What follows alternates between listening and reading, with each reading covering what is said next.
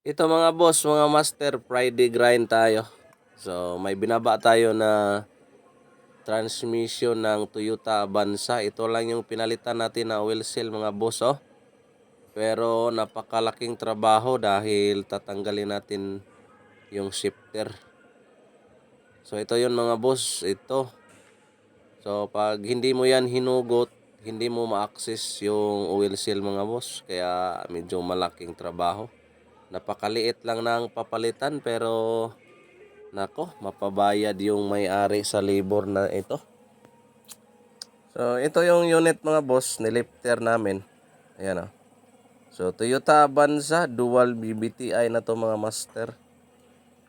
So, madali lang talagang i-full down ang transmission pag nakalifter.